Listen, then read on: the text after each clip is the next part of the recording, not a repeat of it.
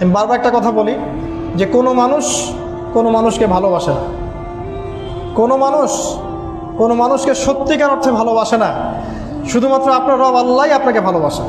আপনি আজ হোক আর কাল হোক এটা বুঝতে পারবেন।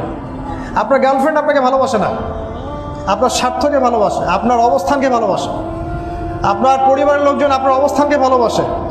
আপনি আজকে বড় একটা চাকরি পান, আপনার স্ট্যাটাস বেড়ে যাক, তারা আপনাকে তোলা তোলা করে বড় করবে। ওই আপনি এমন একটা কাজ করেন, আপনি সুদের চাকরি ছেড়ে দিয়ে আসেন, ৮০,০০০ টাকা বেতন পেতেন, চাকরিটা ছেড়ে দিয়ে আসেন, রিজাইন দিয়ে আসেন, দেখেন আপনাকে কি বলে।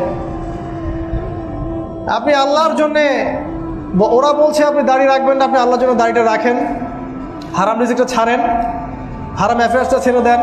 আপনার বড় ব্যবসা আছে কিন্তু হারাম, আপনি ছেড়ে দিয়ে পরিবারবর্গের কাছে আসেন, বলেন যে আমি আল্লাহর জন্য হারাম ব্যবসা ছেড়ে দিচ্ছি, দেখেন আপনাকে ভালোবাসে কিনা। মানুষকে ভালোবাসে না, অনলি আল্লাহ আমাদের রব আমাদেরকে ভালোবাসা। তো আল্লাহর জন্য সব ছাড়ার মানসিকতাটা থাকতে হবে। আল্লাহই আমার সব, আল্লাহই আমার রব, আল্লাহর জন্যই আমার জীবন, আল্লাহর জন্যই আমার মৃত্যু। কেউ আমার সাথে নাই, কেউ আমার সাথে যাবেও না। তাই দুনিয়ার এই সংক্ষিপ্ত সময়টা এই মানুষগুলোকে খুশি করার জন্য ব্যয় করবেন না। আল্লাহকে খুশি করতে চান, আল্লাহর কাছে ফেয়ার থাকেন, আল্লাহ আপনাকে সম্মানিত করে দেবেন ইনশাআল্লাহ। আল্লাহ